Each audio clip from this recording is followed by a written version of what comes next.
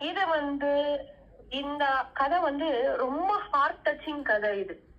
Again வந்து பெரியவா வந்து பிரத்யக்ஷ தட்சிணாமூர்த்தி அப்படிங்கறத வந்து எப்படி எல்லாருக்கும் புரிய வச்சா அப்படிங்கறதுக்கு இந்த கதை ஒரு இது. வெங்கட்ராமன் அப்படின்னு ஒருத்தர் இருந்தார்.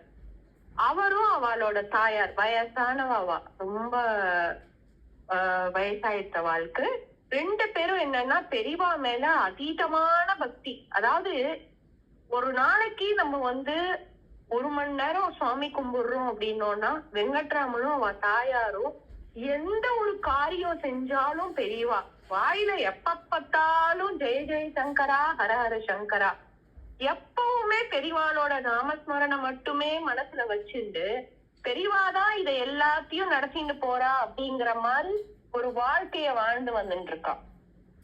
தாயாருக்கு காசிக்கு போனோம்னு ஆசை, ஆனா உடம்பு பலகீனமா இருக்கு. சோ வெங்கட்ராமன் அவர் மட்டும் என்ன பண்றாரு அப்படின்னா நேரா வந்து காசி பெரியவாள்கிட்ட பிரார்த்தனை பண்ணிட்டு, பெரியவா நான் காசி வரைக்கும் போறேன், போயிட்டு வந்து உன்னை வந்து தரிசனம் பண்ணணும் அப்படின்னு சொல்லிட்டு போறார். காசியில போனோடனே போய் தெகட்ட அன்னபூர்ணி விசாலாட்சி எல்லாரையும் பார்த்து அப்படியே கங்கையில குளிச்சு இது பண்ணிட்டு வரச்சு அவருக்கு மனசோரமா ஒரு ஆசை. பாவம் இல்லையா அம்மா, எவ்வளோ ஆசைப்பட்டா காசிக்கு வரணும்னு, இனிமே அவளால முடியாது. அட்லீஸ்ட் வந்து இந்த கங்கை தீர்த்தத்தை வந்து நம்ம கொஞ்சம் எடுத்துட்டு போலாம். அதாவது நான் சொல்றது வந்து ரொம்ப வருஷத்துக்கு முன்னாடி டெக்னாலஜி இதெல்லாம் ஒண்ணும் இல்லாத சமயம். இப்ப நம்ம வந்து இது பண்ணாலே நம்ம கொண்டு கொடுக்குறா, அங்கிருந்து தீர்த்தமே கொண்டு கொடுக்குறா. அந்த மாதிரி இல்லாத இருக்கும் போது எங்கேருந்தோ ஒரு இதை வாங்கி பிளாஸ்டிக் கேனை வாங்கி சின்ன கேன்ல அதுல கொஞ்சம் நிரப்பிக்கிற கங்கை தீர்த்தத்தை நிரப்பிண்டு கங்கா மாதாக்கு நமஸ்காரம் பண்ணிட்டு அங்க செய்ய வேண்டிய எல்லாத்தையும் பண்ணிட்டு வீட்டுக்கு போற. ஆத்துக்கு போனோடனே அம்மா கிட்ட வந்து ரொம்ப ஆர்வமா அம்மா நான் பாருங்க உங்களுக்கு வந்து கங்கை தீர்த்தம் எடுத்துன்னு வந்திருக்கேன் அப்படின்னு. அம்மா கையில வாங்கினோடனே யோசிக்கிறான், சந்திரசேகரா நீ வந்து அம்மாவாசை இன்னைக்கு இந்த கங்கை தீர்த்தத்தை உன் மேல வந்து புரோக்ஷனம் பண்ணிட்டேன்னா சகல லோகமும் நல்லா இருக்குமே அப்படின்னு நினைக்கிறா. நினைச்ச உடனே பெரியவாளுக்கு அங்க தெரிஞ்சு போயிட்டு இவ இப்படி நினைக்கிறா அப்படின்னு. உடனே அந்த அம்மா என்ன சொல்றா, அவரை கூப்பிட்டு, அப்பா நான் ஒத்தி யூஸ் பண்ணினேன்னா அதனால பிரயோஜனமே கிடையாது. இந்த கங்கை தீர்த்தத்தை என் மேல தெளிச்சுட்டா நான் பண்ண பாவம் போகும், எல்லாம் ரைட்டு தான். ஆனா அந்த பரமேஸ்வரன் வந்து அமாவாசை திதி அப்போ அதை தன் தலையில இது பண்ணிட்டானா உலக மக்களோட பாவமெல்லாம் போகுமே. இத நீ எடுத்துன்னு போ, பெரியவாள்கிட்ட எப்படியாவது சேர்த்துட்டு என்ன சொல்லுன்னா பெரியவாள்கிட்ட என்னோட ஆசைய சொல்லு, அந்த காமாட்சி அந்த தட்சிணாமூர்த்தி மிச்சம் எல்லாத்தையும் அவர் கவனிச்சுப்பார், நீ கவலைப்படாம கிளம்பு அப்படின்னா. அவர் என்ன சொன்னார், அம்மா சொன்னானா அதுதான் வேதம், அதை எடுத்து வச்சுட்டு நேர போறா. போன உடனே என்ன ஆகுது, பெரியவா வந்து அவர் வந்து பெரியவா உட்கார்ந்துட்டு இருக்கா, இவர் போறார். கும்பல் ஜாஸ்தியா இருக்கு அந்த இடத்துல. அப்ப பெரியவா வந்து ஹம்பில இருக்கா. அங்க ஹம்பில இருக்கும் போது என்ன பண்றா, துங்கபத்ரால போய் பெரியவா குளிக்கணும்னு இவருக்கு என்ன காத்தால 8 மணி ஆறுது, 9 மணி ஆறுது, 10 ஆச்சு, 11. பெரியவா அந்த இடத்த விட்டு நகரவே இல்லை. ஏன்னா அன்னைக்கு ஏகப்பட்ட விஐபிஸ் யூகே அந்த இது ராயல் ஃபேமிலி வேற இன்னைக்கு வந்திருக்கா பெரியவாளை பாக்குறதுக்கு. ராயல் ஃபேமிலி வந்து நமஸ்காரம் பண்ணி பெரியவாள்கிட்ட இது பண்றா. பெரியவாளும் பேசுறா, அன்னைக்குன்னு பார்த்து பேசிண்டே இருக்கா பெரியவா, நிறுத்தவே இல்லை. இவருக்கு என்னன்னா ஒரு டவுட் வந்துருது, ஒருவேளை பெரியவா இன்னைக்கு ஸ்நானமே பண்ண மாட்டாலோ, இன்னைக்கு அமாவாசை ஆரம்பிச்சு விட்டேன் அப்படின்னு. கரெக்டா 3 மணிக்கு பெரியவா தண்டத்தை எடுத்துன்னு கிளம்பியாச்சு. எங்கன்னு பார்த்தா ஸ்நானம் பண்ண போறா. போகும்போது கரெக்டா அக்யூரேட்டா அந்த 3 o'clock அந்த இதுக்கு போறா பெரியவா. அந்த ஸ்தலத்துல போய் நீராட போறா. அப்ப அந்த கங்கை இதை எடுத்துன்னு வரா அப்படின்னு கேஷுவலா சொன்னோடனே யாரோ ஒருத்தர் வந்து இவர் கொண்டு வந்த கங்கை இதை குடுக்கறா.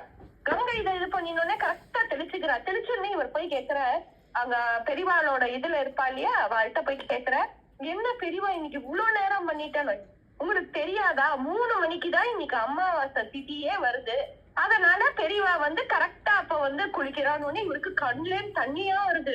இவரையா நம்ம உட்கார்ந்து இத்தனை நேரம் பொறுமை இல்லாம ஐயோ 8 ஆச்சே 9 ஆச்சே 10 ஆச்சேன்னு சொன்னோம் அப்படின்னு சொல்லிட்டு கரகரன்னு வந்து பெரியவா வந்து குளிச்சுட்டு அவரை தாண்டி ஒரு பார்வை அப்படி திரும்பி ஒரு பார்வை பார்த்துட்டு போயின்னு இருக்கா. இவருக்கு வந்து என்னன்னா பெரியவா போகும்போது அவரோட பாதம் பட்ட அந்த மண்ணுல பாதம் படும்போது அழகா ஒரு இம்ப்ரெஷன் வருது.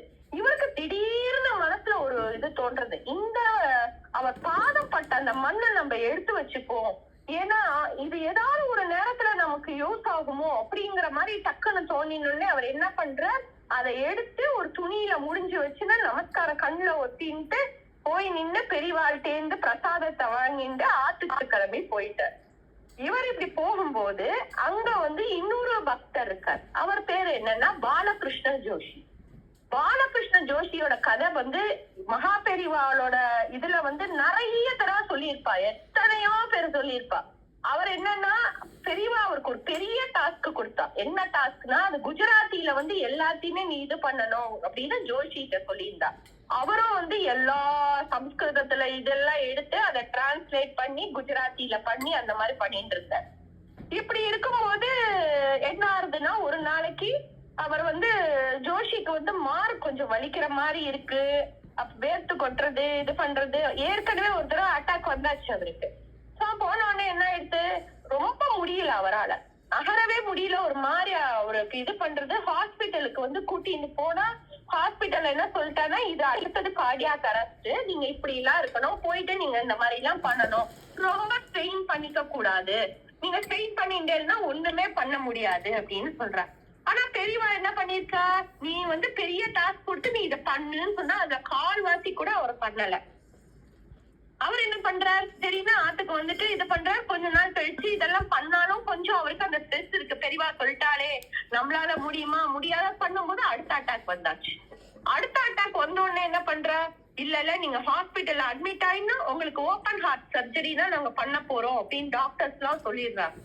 சொன்னோடனே இவருக்கு என்னன்னா தனக்கு ஏதாவது ஆகுமோன்னு இல்ல, ஐயோ பெரியவா உங்க வாக்க நான் மீறிட்டேனே, நான் ஒண்ணுமே பண்ணாலேயே, ரொம்ப இதுவா இருந்துட்டேனே, இப்ப நான் அதுக்கான அவஸ்தைப்படுறேன் பெரியவா அப்படின்னு அழும் போதுதான் இவருக்கு என்ன ஆகுது, வெங்கட்ராமனுக்கு வந்து செய்தி வருது, இந்த மாதிரி பாலகிருஷ்ணன் வந்து அட்மிட் ஆயிருக்கார் அப்படின்னு. இவரோட நல்ல ஒரு ஃப்ரெண்ட் அவர்.